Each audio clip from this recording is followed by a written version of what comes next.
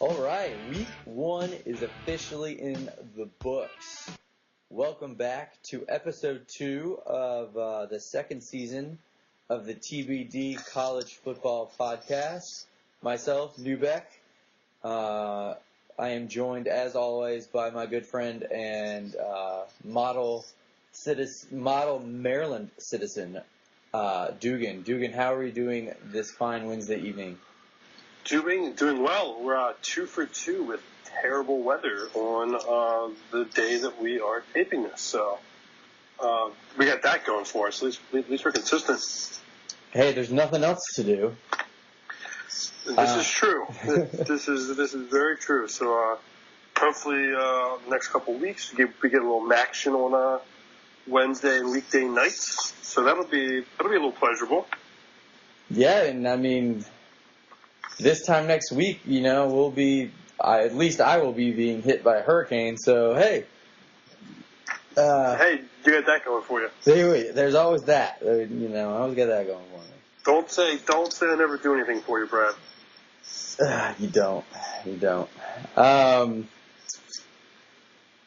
Man, so what a week 1. Got a lot of interesting stories to get to, so we might as well jump right into it, followed by some topics going around, some Heisman watches, playoff implications that may have been jeopardized this weekend.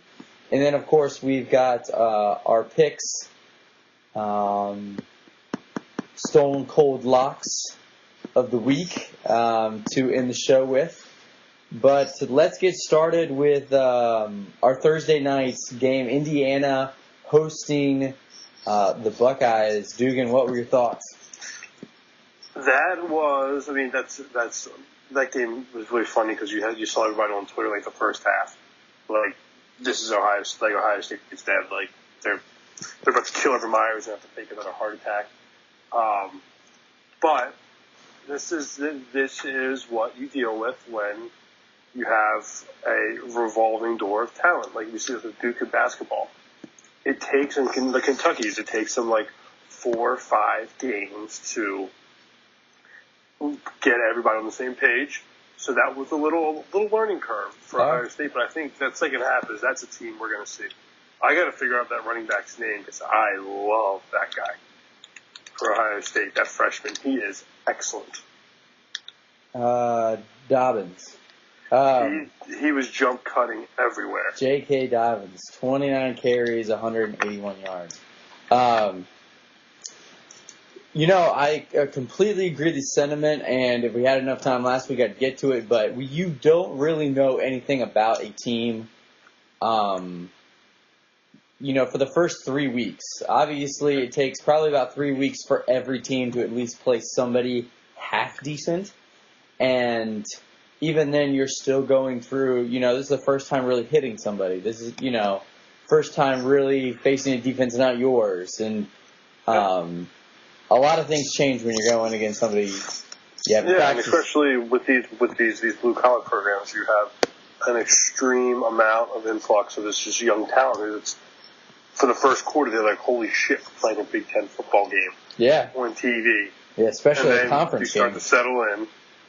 Yeah, but Lago, I believe his name for Indiana, playing with house money. I thought with the first half they were just letting it fly. I mean, all throughout the game, and yeah, I commend Indiana for staying in it for as long as they could. But I think you're right. Ohio State just had too many ponies. That's where you start getting the second and the third team, and then some of those guys for Indiana are just not good, and you're bringing in Under Armour All-Americans off the bench. It's kind of where you're at when you're playing from like Ohio State. Yeah, we moving on to the other Thursday night game, Oklahoma State against Tulsa.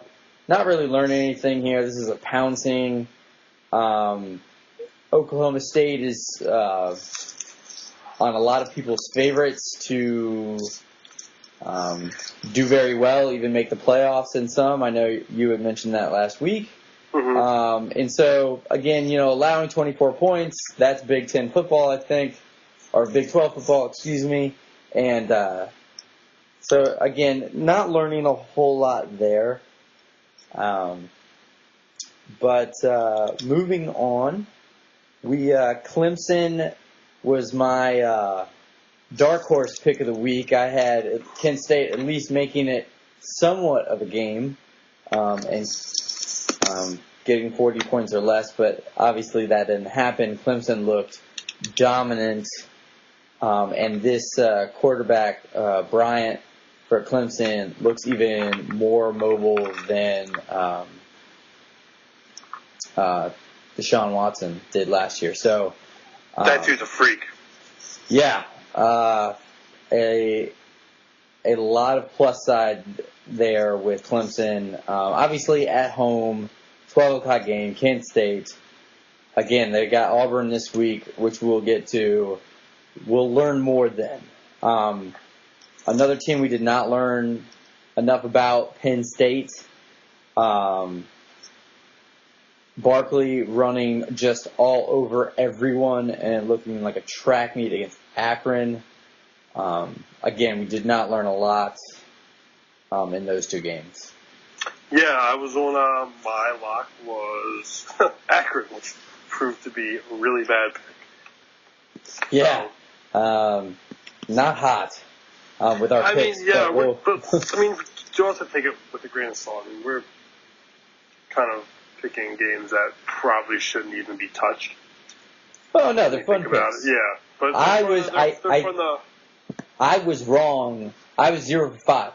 I literally was wrong on every pick. So if you said Brad's an idiot, I'm going the other way. You made a lot of money. I agree. No, you're not wrong. Yeah, Oklahoma again, another game playing UTEP. You're not learning a lot about. 56-7. Baker Mayfield looked good, but again, Ohio State on the docket this weekend. We will learn more then.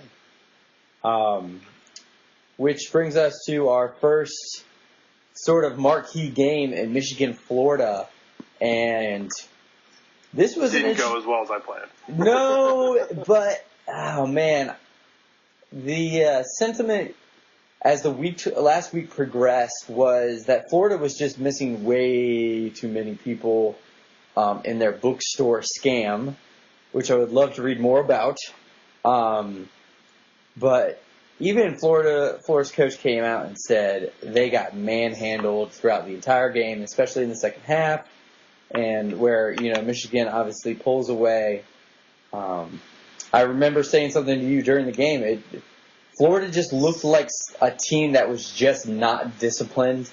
A whole bunch of freak athletes that could play any sport if you just rolled the ball out there. But again, just did not look disciplined, did not look organized, dysfunctional at times. And Michigan, obviously under Harbaugh, is the exact opposite.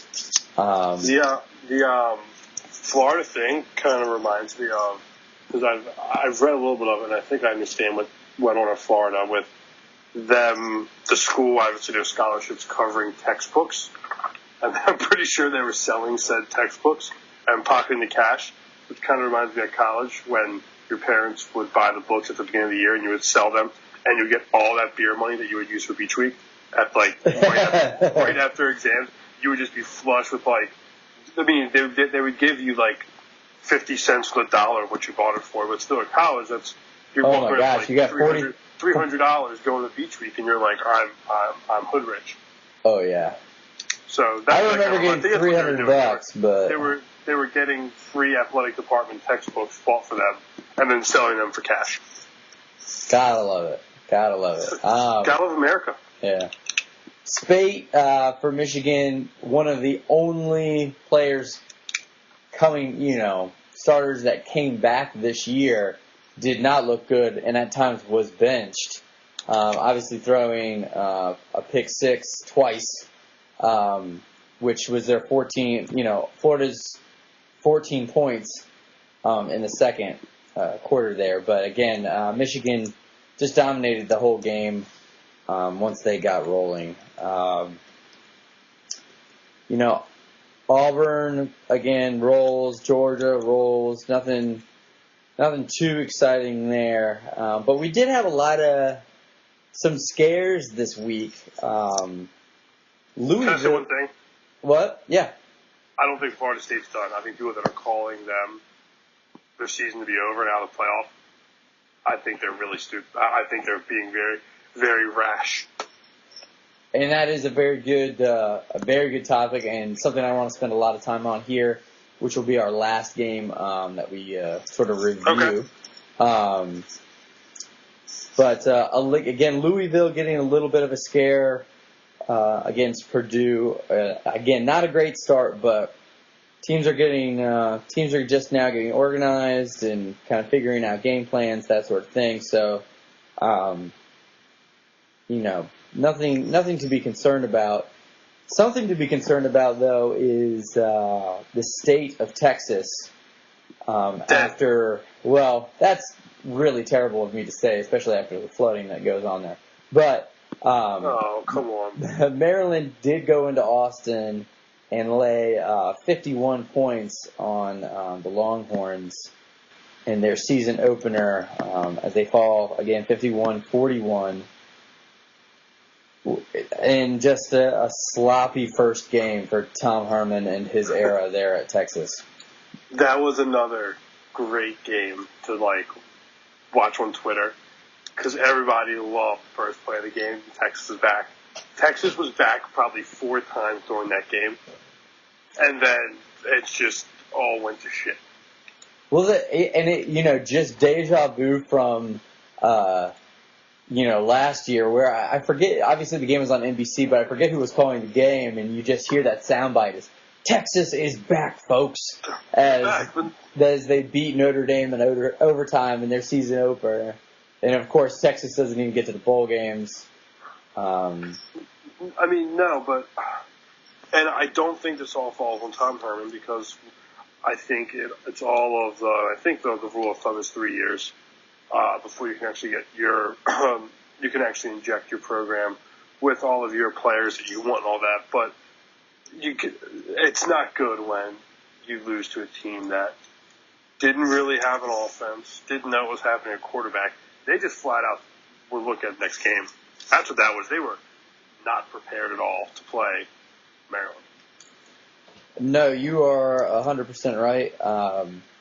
Just sloppy all around. Obviously, Maryland being sloppy sometimes too, but they just made more plays.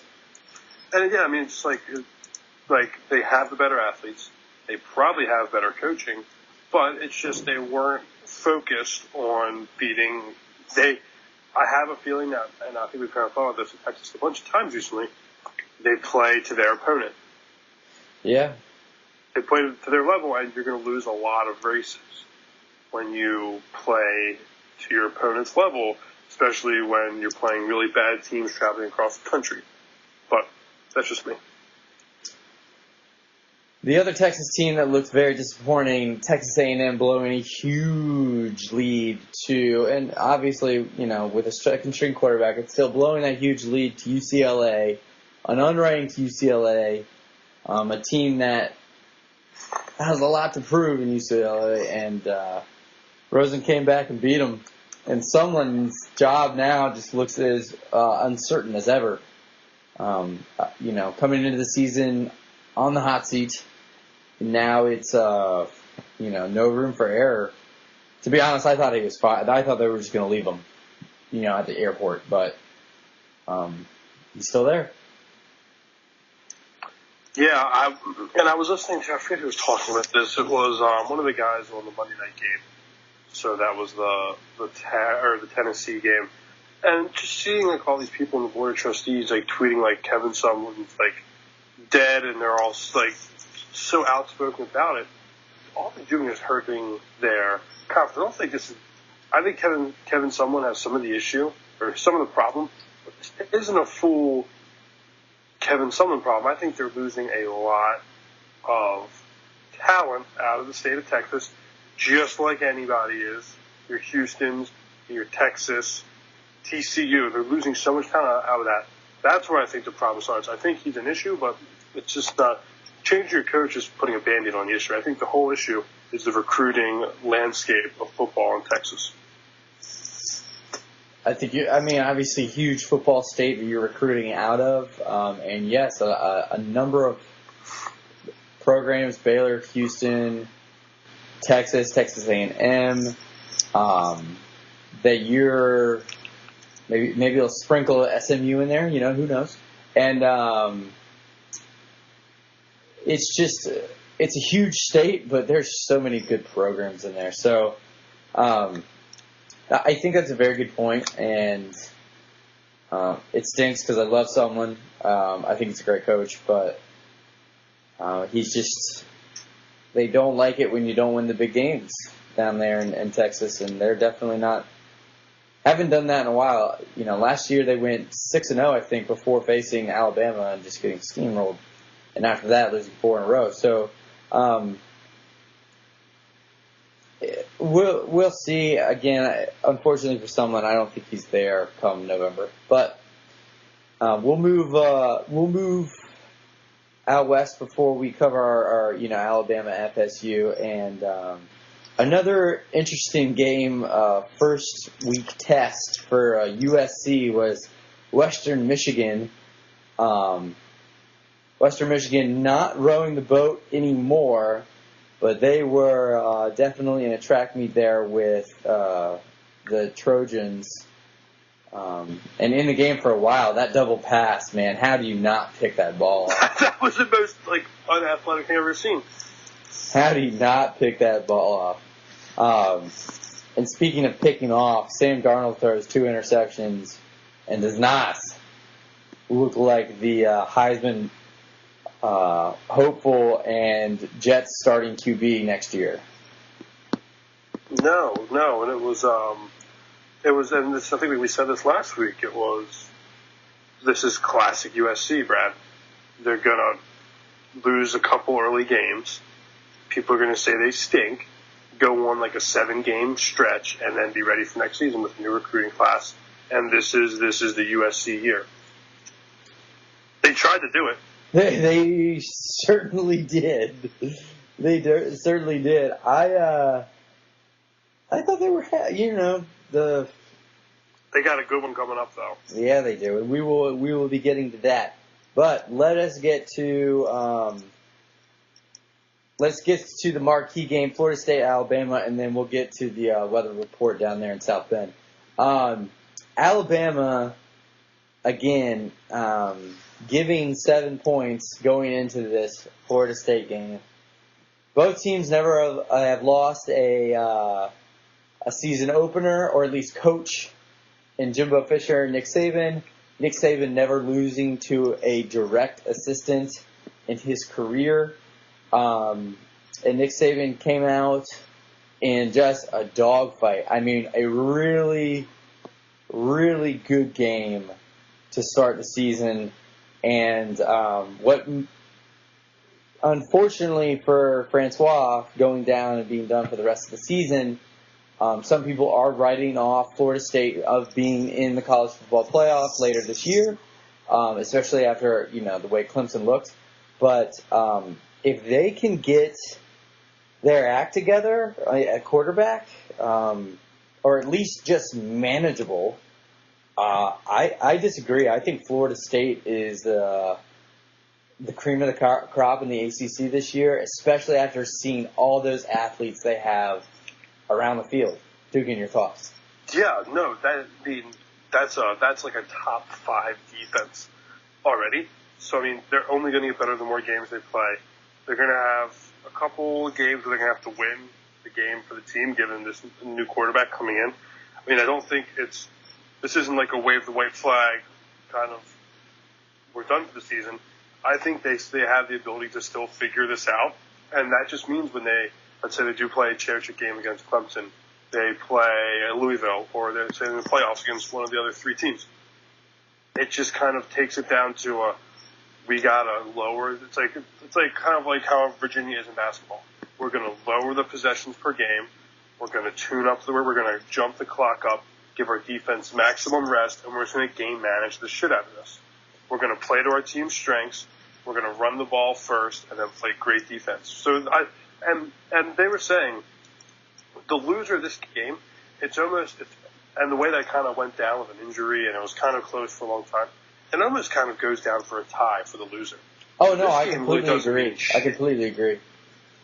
They could run the table, and they're probably going to get treated as a team with like a half a loss. And if it's the first year, if they keep playing up to speed, obviously they can't have, something like Louisville happen like last season. But, if you looked at Alabama's stat line, only one running back sniffing 100 yards, didn't even surpass it. Yeah, they kept them like 248, right, total? Yeah, I mean, if you looked at that stat line, you'd think you'd win. Hurts didn't get 100 yards. No running back for Alabama got over 100 yards, but they were using 3 different ones out of the back, and no wide receiver for, obviously Jalen Hurts is not getting over 100 yards.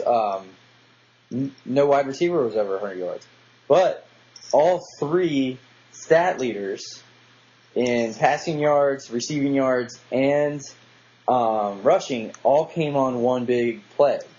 Harris had the first play from scrimmage for Alabama, for 45 yards, and then which ended in a field goal on that drive, and then Calvin Ridley's bomb, and that was it on offense for Alabama. Francois throws a pick, and they get a field goal, and then another pick that gets turned into a touchdown. Florida State, unfortunately, made the most errors, especially on special teams. Kind of boneheaded plays, leaving guys unblocked on defense and special teams, which led to, unfortunately, Francois getting injured. And but Florida State, I thought, had the better athletes. They just looked like they were all over the place, and that's a team you don't want to throw the ball against. They just have guys running all over the place. And if they just can put together a competent offense that once again is predicated on just not turning the ball over, not doing anything stupid, taking what the defense gives you, they're fine. And their running game during the game was manageable. Like you can win games off that and just shut people down. We've seen how LSU always tried to just stuff the ball with Leonard Fournette, which never worked because they never had anybody who could open up or kind of not let the team stack the box. And I think if Jimbo Fisher gets this quarterback onto a system of at least opening up and not letting the box be stacked, Florida State's gonna be fine. Not fine. I shouldn't say fine. Fine's probably a bad word, but I think they're going to be able to do a little more than tread water and actually play a factor coming down the road. I would agree. I thought they had a lot more positives to take away from the weekend than, unfortunately Francois getting hurt, that sucks. But other than that, I thought they had a lot more positives than Alabama. Francois telegraphed those picks, and again, just boneheaded plays on special teams, and Florida State wins the game. I think for Alabama, the big question coming into this season was, Hurts is going to be able to throw the ball downfield. Hurts is going to be able to spread defenses out and make them, be honest and not stack the box so you can get a running game going and all this stuff. And we just saw the second half of the season Jalen Hurts from last year, a guy that's very limited and maybe goes through one read of the progression and then he's trying to find a slot to run. There was just a lot of panic, I think, on the offensive side of the ball. And then obviously a lot of youth on the defensive side of the ball for Alabama. Obviously, the front seven going, 4 of those win in the first round last year. So, a big learning curve right there. But, now obviously they're tough games out. Alabama doesn't play anybody, I think, until October. So, again, time for both teams to sort of figure things out moving on down the road. But some questions on either side of the ball still to be answered for both teams, I think. And I would not be surprised if they're back in Atlanta in January for the national championship. I mean, I think these teams are that good, personnel-wise, coaching-wise, playmaking, all around. Just 2 really good teams. We'll move on here and get the weather report from South Bend. Yeah, it was a really, really good Saturday. Saw some things that we haven't seen in a while. Most notably, that Brian Kelly giving up the play calling, and we see an offense now that is using a lot more run first play action rather than just spreading wide and cutting the ball loose, more West Coast style. So, and we actually saw them finish off a lesser opponent and keep the foot on the pedal, which we don't see normally. We normally see they get up 2 scores, get up 3 scores, and then throttle back and have to win a coin flip at the end of the game. So that was very nice to see. Got the Bulldogs coming in. Backup quarterback, which is still, I hear this Fromm kid is still pretty good. And just to give you, Brad, a little sneak peek, the spread's at 4.5. It was at 6.5. So they are betting the 65% of the money is on Georgia. So not a lot of the public money is on Georgia. So we got I think Notre Dame -4 is maybe doable. But just to give a sneak peek, I'm going to take Georgia and the points. Georgia and the points. Wow. I'm going to emotionally hedge this, so I hopefully can win either way. I respect that. And I like getting obviously new teams in there this week and sort of focusing on the other parts of the country where they play football. I'm actually going to be in Atlantic City for this game. Fun fact. Who is? I'm going to be in Atlantic City watching this game at the Borgata. Ooh, bachelor party? No, actually, Andrew Krause is flying in. Oh my gosh. Flying in from Lexington, Kentucky, so I'm going to see him. But that should be fun. I wish I had a sports book, but they do not. So. Yes, they do not. But moving on though, however. Oh, well, hold on. I gotta get my pick. Sorry. My apologies. I will. I'm gonna agree with you. I'll take. I'll give the points, and I'm sorry. I will take the points, and pick Georgia here. Yeah, I mean, this is kind of not uncharted territory, but Notre Dame doesn't kind of do this normally, where got to play a tough second game. I mean, luckily they're at home, which makes me feel a little better. But I just kind of don't. I'd rather bet money and be wrong, you know what I mean, than kind of put this false hope into Notre Dame thinking that they're gonna kind of throw around an SEC. Fair enough.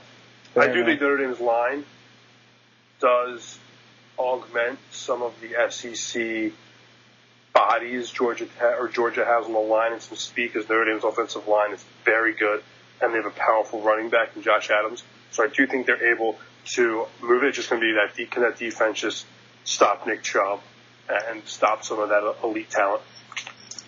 Yeah, like we mentioned in the beginning of the show here, throughout the first 3 weeks, most teams will play somebody decent and notable, so you can get a feel of what type of team they will be. Georgia, in their second year, Kirby Smart, a lot of question marks there. So, again, not a pick I love, especially with both teams not really knowing what direction those programs are going. But we, obviously we'll see Saturday, and I do miss Krause. I thought of Krause the other day. Good dude. I miss Krause. Oh yeah. We'll go to our second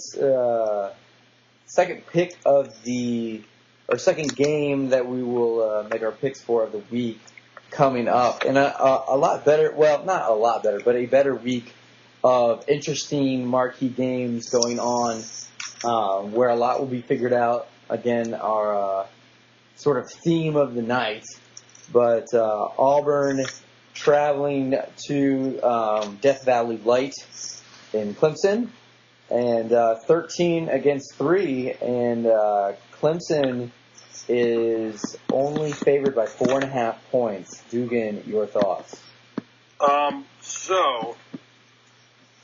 I think this is one. I'm playing Auburn on this, by the way. Just to get my pick out of the way first. I think we're going to see a very good defense confuse a very good young quarterback. And that is going to be the big difference maker, is making, what's his kid's name? Is it Kelly Bryant? Is that Kelly right? Bryant. Yeah. I think they're going to really confuse him and throw a lot of different disguises and coverages, and that's the difference. I got Auburn in the close one. Wow. I'm going the other way. Close game and give me the points. I'm going the other way. My entire pick from last week, Kent State Clemson, was the question mark at quarterback and whether they were going to move the ball at all, at least in the first half, with this new quarterback. And Clemson's first possession was 4 plays. They had so much speed all over the place. I think this is a track meet when Clemson blows them out. Blows out Auburn. Wow. All right. Blows out Auburn. But hey, I was 0 for 5 last week. Don't listen to me. We'll move on here to Brad, you were 2 for 3 last week. What? Yeah. Which ones did I get right? You got Michigan right. Oh, I thought I picked Florida. And you got Georgia right. Ooh, there we go. I actually had you picking Clemson minus 40, but you actually picked Akron minus 40. Or Kent State minus 40, sorry. Yeah, okay. So I did get that wrong. So yeah, we had matching 2 and 3, or I split 1 and 4. So, wow, not off to a good start. Well, there you go.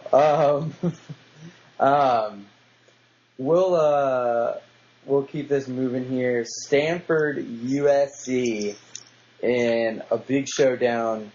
70% of the money's on Stanford. 70% of the money on Stanford. The line, by the way, is the Trojans favored by 6.5 right now. Mm-hmm. It is in Los Angeles. Mm-hmm. USC did not impress me a lot, and Stanford did. So I'm picking Stanford plus the points here. I think it'll be interesting for Darnold to see how he bounces back against a Stanford team. Now, granted, a West Coast team I have not really watched or studied in the first week or seen any highlights from, but the reason I'm picking them is USC just did not look like they had their stuff together. So, give me points. I was originally going to think that maybe this kind of West Michigan game's a wake-up call, yada, yada, yada. I think David Shaw just kind of has every team in the Pac-12's number when it comes to stopping their offense for the most part. I think USC might win this game in a close one, but I'm going to take Stanford in the points to cover. Well, there you go. And we are heading. Oh, one more. Yeah, no. We're going to the game day. Is it in the Horseshoe? In Columbus. Yeah. We got the big time game of the week. Oklahoma at Ohio State. These two played at the same weekend last year. So, week 2 last year, Ohio State went to Oklahoma and beat the brakes off of them. And not really a fun, wet game. But this I don't think, and I don't just give my points or my pick right here. Ohio State favored by 7. I'll eat the points here, and I'm picking the Buckeyes to just roll over Oklahoma in this one. I think Ohio State figured a lot of things out, and I just don't think Oklahoma is that type of program to be number 5 right now. Yeah, I want to be the contrarian and just pick Oklahoma just so we don't have 3 in a row that we're doing the same thing. But let me ask you this question. What would the spread have to be to make you pick Oklahoma? Oh, man. I have a number in my head. I don't know if it's the same number you have. Like 14.5? Yeah, I was going to go 16-ish. I know that's a weird number, but, even 14, I'm kind of like, I think it's a blowout, especially at home. Yeah, I think 16 around there is that'll get me to start talking about picking Oklahoma. Yeah, no, and just the bodies they return on. Well, it's a secondary for Ohio State that is young. I will give them that. And Baker Mayfield, 19th year senior transfer for the Sooners. Sure, he might get some throws in there, but I just think Ohio State just has way too much talent on the defensive side of the ball, and if they just keep handing the ball off to Dobbins, they will be fine. J.T. Barrett, I have said this from the day he beat Alabama his freshman year. It's not Barrett, is it? J.T. Barrett? It is J.T. Barrett? Yeah. I just don't think he's that great of a quarterback. He had a huge game. Well, didn't Cardell Jones beat Alabama? Oh, you're right. J.T. Barrett got hurt. That's right. I just don't think he's a serviceable quarterback. I think Urban's just telling him, hey, just don't go out there and lose the game. A lot of the throws you saw against the Hoosiers this past Thursday were wide open in the middle of the field type passes, and the wide receivers just sort of made plays and did the rest. So again, I think this is a track meet for Ohio State, and they blow them out. I don't think you're wrong. So here we go, Brad. Little drum roll. Who do we have for your super dog or super lock, whatever you want to call it? I'm going super dog because I'm not touching teams that are above two scores or below 2 score winners. Okay. Who do you like?